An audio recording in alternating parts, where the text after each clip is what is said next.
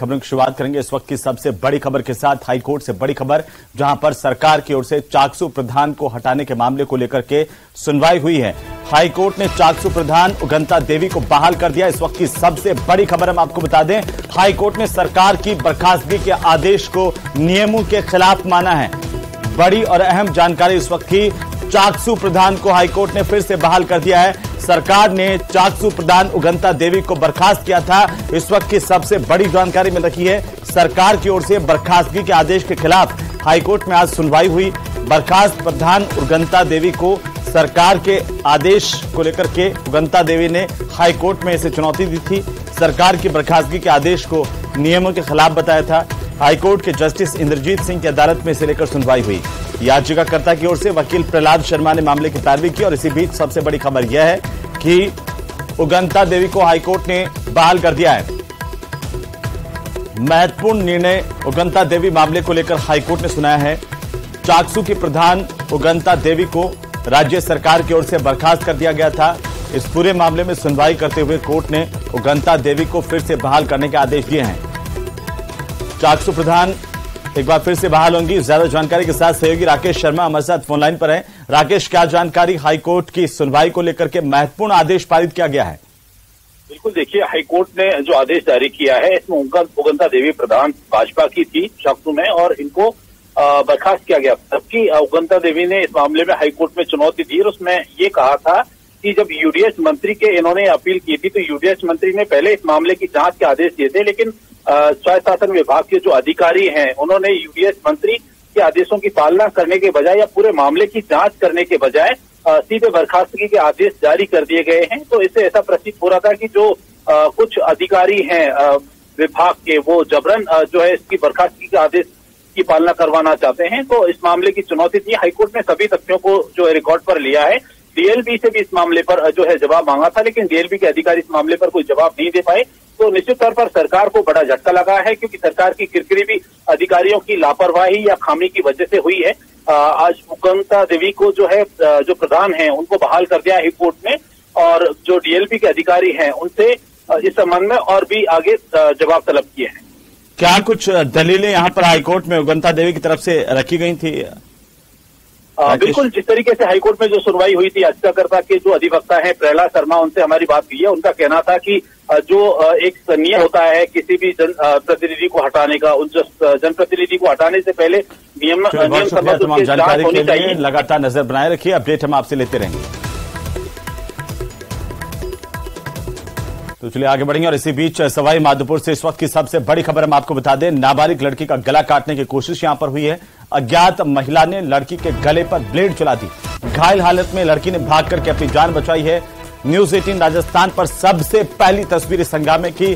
Blade लगने से लड़की की हालत बेहद नाजुक बताई जा रही है। ग्रामीणों ने आरोपी महिला को दौड़ाकर पकड़ा है। अभी भी ग्रामीणों के कब्जे में आरोपी महिला है। ग्रामीण अब आरोपी महिला से मौके पर पूछताछ करने पर अड़े हुए हैं। भारजा नदी गांव की घटना को लेकर के हंगामा खड़ा हो गया है।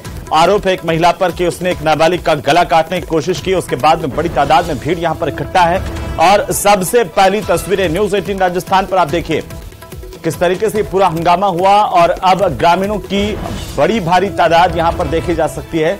काफी तादाद में लोग यहां पर जमा हैं। इस महिला को कब्जे में लिया गया है। अज्ञात महिला जिस पर यह आरोप है कि उसने नाबालिग के गले पर ब्लेड चला दी और उसको जान से मारने की कोशिश की है। ब्लेड लगने से हालांकि जो लड़की है उसकी स्थिति बेहद नाजुक बताई जा रही है। सवाई माधोपुर से इस वक्त की सबसे बड़ी खबर है। भारजा नदी गांव की घटना है जिसकी तस्वीरें आपकी टीवी स्क्रीन पर। ज्यादा जानकारी के साथ सहयोगी गिरिराज शर्मा हमारे साथ जो सवाई माधोपुर से हैं।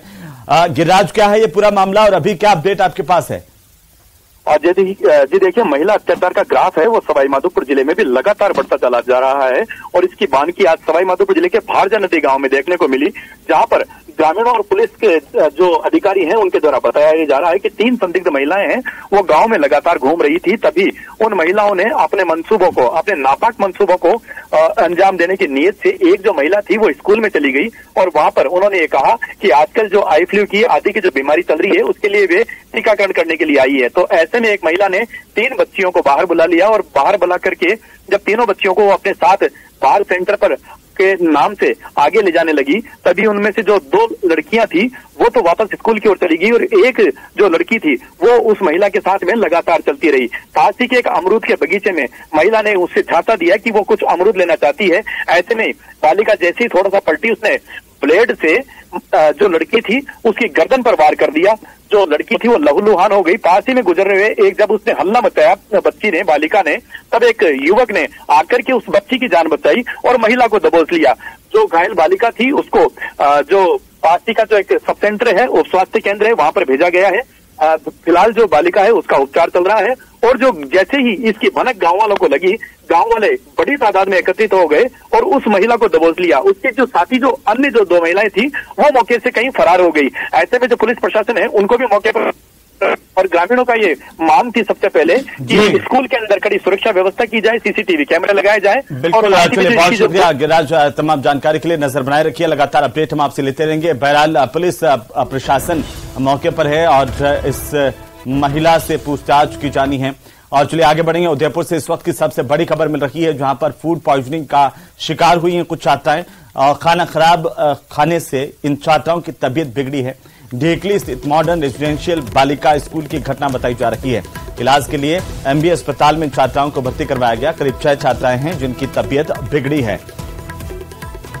उदयपुर से इस वक्त की बड़ी खबर, 6 छात्राओं की तबीयत खराब खाना खाने से बिगड़ी है। फूड पॉइजनिंग की शिकार ये छात्राएं हुई हैं, इन्हें एमबी अस्पताल में भर्ती करवाया गया है। तो चलिए आगे बढ़ेंगे और इसी बीच राजधानी जयपुर से बड़ी खबर, छात्र संघ चुनाव की मांग को लेकर के लगातार हंगामे की स्थितियां हैं। राजस्थान विश्वविद्यालय में आज भी बवाल लगातार जारी है। पेट्रोल की बोतल लेकर के आज छात्र पहुंचे हैं। मेघराज गुर्जर और अभिषेक मेन गेट पर चढ़ गए पेट्रोल की बोतल लेकर के और मांग की कि छात्र संघ चुनाव करवाए जाएं। राजस्थान विश्वविद्यालय के मुख्य द्वार पर छात्रों ने जोरदार प्रदर्शन किया है, मुख्य द्वार को बंद कर दिया और सरकार का पुतला फूंका। छात्र नारेबाजी यहां पर कर रहे हैं, तस्वीरें आपकी टीवी स्क्रीन पर है। लगातार विश्वविद्यालय के परिसर के भीतर भी छात्रों का हंगामा देखने को मिल रहा है। और ये देखिए, ये मुख्य द्वार के पास में ही नीम का पेड़ है जिस पर ये छात्र चढ़ा हुआ है और यहां पर लगातार परिसर के भीतर आप देखेंगे तो प्रदर्शन का सिलसिला लगातार जारी है। सांकेतिक तौर पर कहीं शव यात्रा निकाल करके छात्र नारेबाजी कर रहे हैं तो कोई पेट्रोल की बोतल के साथ नारेबाजी कर रहे हैं। छात्र लगातार विश्वविद्यालय के कैंपस के भीतर की जो जिस तरीके की इमारतें बनी हुई हैं उनके गुंबदों पर भी चढ़कर नारेबाजी करते हुए देखे गए। और इसी बीच सबसे बड़ी खबर राजस्थान विश्वविद्यालय पर, जहां पर प्रदर्शन लगातार जारी है। मुख्य द्वार पर छात्र छात्राएं जमा हैं और यहां पर लगातार छात्र छात्राएं ये मांग कर रहे हैं कि जो छात्र संघ के चुनाव हैं वे करवाए जाएं। सरकार ने छात्र संघ चुनाव पर जब से रोक लगाई है उसके बाद से ही लगातार प्रदर्शन का सिलसिला चल रहा है। जिस तरीके से हम लोगों ने राजस्थान विश्वविद्यालय में संघर्ष किया है, दिन रात एक की है, छात्रों के लिए भूखे प्यासे ना रात देखी है ना दिन देखी है, आज हमारे लिए ऐसी हालत कर दी है। जो छात्र नेता आम छात्रों के लिए आवाज उठाते थे, आज उनकी आवाज कोई नहीं सुन रहा है। तो अब आवाज ही नहीं सुन रहे तो करेंगे क्या? हम लोग इतने साल हो गए हमें संघर्ष करते हुए, मरने से अच्छा हमारे पास कोई उपाय नहीं है। इतना करने के बावजूद भी अगर गहलोत सरकार हमारी नहीं सुन रही है तो मरना मंजूर करेंगे हम। शायद इससे ही अगले साल चुनाव हो जाए अगर हमारे इतने कुछ करने से। शायद तो यही एक आखिरी सहारा दिख रहा है हमें कि हमें मरकर ही शायद हम अशोक गहलोत जी तक बात पहुंचा पाए। सरकार का कोई प्रतिनिधि बात करने के लिए आया? कोई बातचीत हो रही है? 5 दिन हो गए लगातार भूख हड़ताल पे बैठे हैं। ना सरकार की तरफ से कोई आया है, ना कोई प्रशासन की तरफ से कोई हमारी कोई बातचीत सुनने नहीं आया है। शांतिपूर्वक हम यहाँ प्रदर्शन कर रहे थे, हमारा गेट के अंदर थे, लेकिन हमारे 2-3 साथियों को पुलिस नाजायज तरीके से उठा ले गई। और अभी भी आप देखो, अभी भी देखो आप लाठियां लेके अभी भी हमारे को मारने के लिए पूरा प्रशासन, इतने हम छात्र नहीं इतना प्रशासन यहाँ आ गया। हम कोई अपराधी थोड़ी है, हमारी मांग के लिए शांतिपूर्वक यहाँ बैठे हैं। मेरे को आश्वासन मिला था कि आपकी सरकार से हम वार्ता करवाएंगे, लेकिन उसके बाद उन्होंने बोला कि हमारे अधिकारियों से मिल लो। तो अधिकारियों से हम ऐसे मिल लेते, कोई आश्वासन झूठा था, थूक के चाट गए ये लोग। और हमारे को आगे क्रांतिकारी तरीके से ही अब इसका अंजाम मिलेगा। और कोई आंदोलन पिछले 4 दिन से आंदोलन चल रहा है, 5वां दिन है। बिल्कुल हम गांधीवादी तरीके से आंदोलन की रणनीति के हिसाब से आंदोलन कर रहे हैं, लेकिन कहीं ना कहीं परसों के दिन जब कुछ छात्र टंकी पे चढ़े तो राष्ट्रदीप जी आए थे, उन्होंने हमारे साथ बदतमीजी की, हमने उसको भी सहन किया। आज जब हम पुतला दहन कर रहे थे सरकार का, उस समय यहाँ के पुलिस प्रशासन द्वारा हमारे साथ बदतमीजी से बात की गई और बदतमीजी के साथ हमारे साथ जबरदस्ती तानाशाही रवैया किया गया। देखिए, सरकार की हठधर्मिता है, वो लगातार दिन प्रतिदिन बढ़ती जा रही है। पहले चुनाव बंद करे जाते हैं, फिर यहाँ पे छात्रों पे लाठीचार्ज किया जाता है। अब आज तो हदें जो यहाँ पुलिस प्रशासन ने भी पार कर दी है कि जो शांतिपूर्ण तरीके से जो प्रदर्शन जो छात्र अंदर करे थे उनको घसीट के बाहर निकाला जाता है और यूनिवर्सिटी गेट से उनको पीटते हुए पुलिस स्टेशन लेके जाया जाता है। तरीके से कोई प्रदर्शन नहीं करना चाहता है। आप देख रहे हो पुलिस प्रशासन कितनी सख्ताई बरत रहा है। यहाँ पर आई कार्ड चेक किए जा रहे हैं। यूनिवर्सिटी ने अभी तक एडमिशन नहीं किया है। जब एडमिशन ही नहीं होगा तो हम आई कार्ड कहाँ से देंगे। चलिए, इसी बीच राजधानी जयपुर से एक और बड़ी खबर है, जहां पर बीजेपी कोर कमेटी की बैठक इस वक्त चल रही है। प्रदेश भाजपा मुख्यालय में इस वक्त की सबसे बड़ी जानकारी आपको बता दें कि भाजपा कोर कमेटी की बैठक इस वक्त जारी है। तो कोर कमेटी के तमाम सदस्य इस बैठक में मौजूद हैं। इस वक्त की सबसे बड़ी खबर है और बीजेपी कोर कमेटी की बैठक में विचार मंथन का सिलसिला चल रहा है। आज ही भारतीय जनता पार्टी की तरफ से संकल्प पत्र समिति का ऐलान किया गया और साथ ही साथ बीजेपी चुनाव प्रबंधन समिति का ऐलान भी आज कर दिया गया है और इसी के साथ अब कोर कमेटी का मंथन चल रहा है।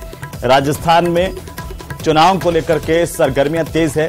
भाजपा के खेमे से इस वक्त की सबसे बड़ी खबर है।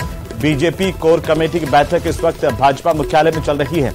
ये बड़ी खबर हम आपको बता दें, प्रदेश भाजपा कार्यालय में कोर कमेटी की बैठक इस वक्त हो रही है और विधानसभा चुनाव को लेकर के लगातार पार्टी के भीतर अब बैठकों का दौर चल रहा है। आखिर किन नेताओं को टिकट दी जानी चाहिए, किन नेताओं की टिकट कटेगी, ये और कैसे पार्टी क्या कैंपेनिंग का आधार होगा पार्टी का, किन मुद्दों को लेकर के पार्टी चुनाव के भीतर जाएगी, कौन कौन से ऐसे मुद्दे हैं जो जनता पर प्रभाव डाल रहे हैं, कौन से ऐसे स्थान है जहां पर कमजोर रही है भाजपा, ये तमाम तथ्य हैं जिनको लेकर के अभी विचार विमर्श का जो दौर चल रहा है। सौरभ गृहस्थी हमारे संवाददाता फोन लाइन पर जुड़ चुके हैं। सौरभ, क्या अपडेट है? बीजेपी कोर कमेटी की बैठक चल रही है।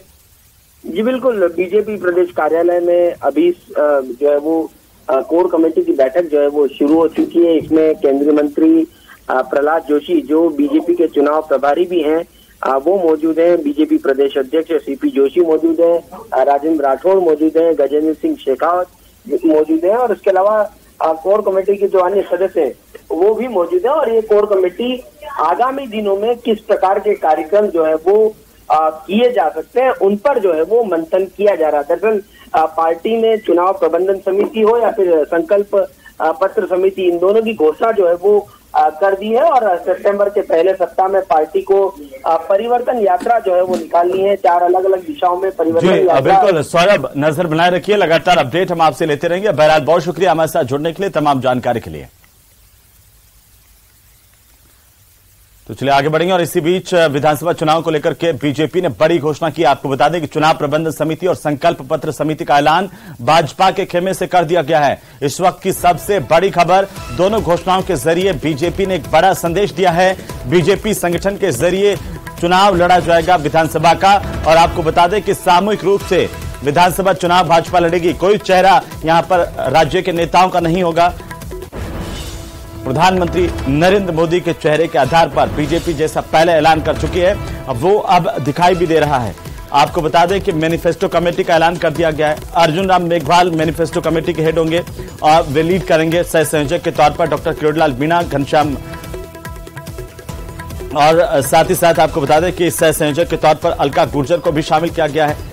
सामूहिक रूप से चुनाव लड़ने का ऐलान किया गया। सितंबर के पहले सप्ताह में परिवर्तन यात्रा भाजपा निकालेगी। 4 अलग अलग दिशाओं से यह यात्रा निकाली जाएगी। बड़े नेताओं को यात्रा की अहम जिम्मेदारी सौंपी जाएगी। सांसदों, पदाधिकारियों को भी अटैच किया जाएगा। इस वक्त की सबसे बड़ी जानकारी के साथ आपको यह भी बता दें कि राजस्थान में विधानसभा चुनाव को लेकर के अब हलचल तेज नजर आ रही है। बीजेपी ने स्टेट इलेक्शन मैनेजमेंट और मैनिफेस्टो कमेटियों का ऐलान कर दिया है। पार्टी ने किसी भी कमेटी में पूर्व सीएम वसुंधरा राजे को जगह न देकर के सबको चौंका दिया है। इस बार मैनिफेस्टो कमेटी को संकल्प पत्र का नाम दिया गया है, जिसकी कमान संभालेंगे अर्जुन मेघवाल। प्रदेश उपाध्यक्ष और पूर्व सांसद नारायण पंचारिया को चुनाव प्रबंधन समिति की कमान दी गई है और केंद्रीय मंत्री अर्जुन राम मेघवाल को स्टेट मैनिफेस्टो कमेटी का संयोजक बनाया गया है। और साथ ही आपको यह भी बता दें कि विधानसभा चुनाव को देखते हुए चुनाव प्रबंधन समिति में 21 नेताओं को जगह दी गई है, जिसमें 1 संयोजक होंगे, 6 सह संयोजक और 14 सदस्य बनाए गए हैं। नारायण पंचारिया को संयोजक बनाया गया है। पूर्व प्रदेश महामंत्री ओंकार सिंह लखावत, सांसद राज्यवर्धन सिंह राठौड़, प्रदेश महामंत्री भजनलाल शर्मा, प्रदेश महामंत्री दामोदर अग्रवाल, पूर्व राज्य सूचना आयुक्त सीएम मीणा और कन्हैयालाल बैरवाल को सह संयोजक बनाया गया है। वहीं विधानसभा चुनाव के लिए तैयार होने वाले घोषणा पत्र के लिए बीजेपी ने प्रदेश संकल्प पत्र मैनिफेस्टो समिति का भी ऐलान किया है। मैनिफेस्टो समिति पर नजर डालेंगे तो इस कमेटी में 1 संयोजक है, 7 सह संयोजक है और 17 सदस्य बनाए गए हैं। इस तरह से कमेटी की जिम्मेदारी होगी केंद्रीय मंत्री अर्जुन राम मेघवाल की। मेघवाल को यह महत्वपूर्ण जिम्मेदारी दी गई है, उन्हें संयोजक बनाया गया है। वहीं उनके साथ राज्यसभा के सांसद घनश्याम तिवारी होंगे, राज्यसभा सांसद डॉक्टर किरोड़ीलाल मीणा, राष्ट्रीय मंत्री अलका गुर्जर, पूर्व विधानसभा उपाध्यक्ष राव राजेंद्र सिंह को भी जगह दी गई है।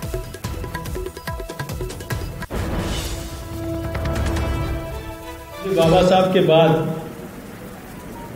देश में कोई ऐसे लोकप्रिय नेता, दलित नेता जो कानून मंत्री बनने का अवसर मिला, ऐसे भारत सरकार के मंत्री आदरणीय अर्जुन मेघवाल जी को भारतीय जनता पार्टी की प्रदेश की संकल्प पत्र समिति का चेयरमैन बनाया जाता है।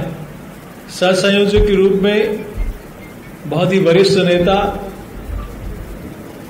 और राज्यसभा के माननीय सांसद माननीय घनश्याम तिवारी जी इसमें राज्यसभा के जो सांसद हैं वो सह संयोजक के रूप में वो इस समिति में रहेंगे। इस समिति में हमारे वरिष्ठ नेता, राजस्थान सरकार में मंत्री रहे हुए और अभी माननीय राज्यसभा के सांसद डॉक्टर किरोड़ीलाल जी मीणा इस समिति में सह संयोजक रहेंगे। भारतीय जनता पार्टी की राष्ट्रीय सचिव और वरिष्ठ नेता अलका जी गुर्जर इस समिति की सह संयोजक रहेंगी। हमने सोच समझकर ये निर्णय किया है और पूरा चुनाव प्रबंधन समिति और चुनाव के मैनिफेस्टो कमेटी ये सब हमने आज अनाउंस की है और मुझे पूरा विश्वास है ये पूरा टीम ऑलरेडी काम शुरू कर दिए हैं और जो परिवर्तन यात्रा भी हमारा शुरू होने वाला है और प्रधानमंत्री जी के मार्गदर्शन में और हमारा राष्ट्रीय अध्यक्ष जी के नेतृत्व में पूरा प्लानिंग स्ट्रेटजी वगैरह हमारा पक्का है और लोग भी हमारे साथ है। तो राजस्थान की महिलाएं सुरक्षित है, न राजस्थान के किसान सुरक्षित है, न राजस्थान के युवाओं का भविष्य सुरक्षित है, न राजस्थान का व्यापारी व्यवसायी सुरक्षित है। हर एक व्यक्ति एक डर के साये में, एक खौफ के साये में जी रहा है। राजस्थान में जितनी घोषणाएं हुई है उनको अगर आप देखेंगे तो उसके 10% लोगों को भी लाभ नहीं मिला होगा, सब लोग बाकी इंतजार ही कर रहे हैं। सवाल अभी भी यही बना हुआ है कि क्या भूमिका होगी वसुंधरा राजे की, क्योंकि देखिए जो कमेटी बनाई गई है उस कमेटी में वसुंधरा राजे का नाम जो है वो शामिल नहीं है। साथ ही बीजेपी ये कह रही कि सितंबर के पहले सप्ताह में जो है वो 4 अलग अलग यात्राएं जो है वो बीजेपी द्वारा निकाली जाएंगी। अब देखना होगा उन यात्राओं में उनका नेतृत्व जो है वो कौन करने वाला है। जिस प्रकार से बीजेपी के चुनाव प्रभारी उनका साफ तौर पर कहना था कि केंद्रीय नेता भी जो है वो इस यात्रा में जो है वो शामिल होंगे, प्रदेश के नेता भी इस यात्रा में जो है वो शामिल होने वाले हैं। लेकिन वसुंधरा राजे के सवाल पर अभी भी किसी प्रकार का स्पष्ट जवाब जो है वो नहीं आया है। ये जरूर कहा गया है कि तमाम नेताओं को जिम्मेदारी दी जाएगी और चुनाव प्रचार में जिसे जहां जरूरी लगेगा वहां पर जो है वो तैनात किया जाएगा। तो आज बीजेपी ने बड़ी घोषणा, जो काफी दिनों से इंतजार जो है वो किया जा रहा था, बड़ी घोषणा जो है वो आज बीजेपी ने कर दी है। पहले संकल्प पत्र समिति हर जिले का एक तरह से कह सकते हैं कि घोषणा पत्र बनाने की कोशिश जो है वो करेगी। आम जनता क्या चाहती है उन तमाम मुद्दों को इस घोषणा पत्र में जो है वो शामिल किया जाएगा और उसके बाद चुनाव प्रबंधन समिति की भी घोषणा जो है वो कर दी गई है। चुनाव प्रबंधन यानी चुनाव किस प्रकार से आगे बढ़ेंगे, किस प्रकार से उसमें तमाम चीजें शामिल की जाएंगी, चाहे बात केंद्रीय नेताओं की दौरे की बात हो, किस क्षेत्र में किसे जो है वो कहां पर प्रचार के लिए भेजना हो, उन तमाम चीजों की बात जो है वो चुनाव प्रबंधन समिति जो है वो करेगी। और नारायण पंचारिया जो पूर्व राज्यसभा सांसद हैं उन्हें यह बड़ी जिम्मेदारी जो है वो दी गई है। और इसी के साथ इस बुलेटिन में फिलहाल इतना ही। आप देखते रहिए न्यूज़ 18 राजस्थान। नमस्कार।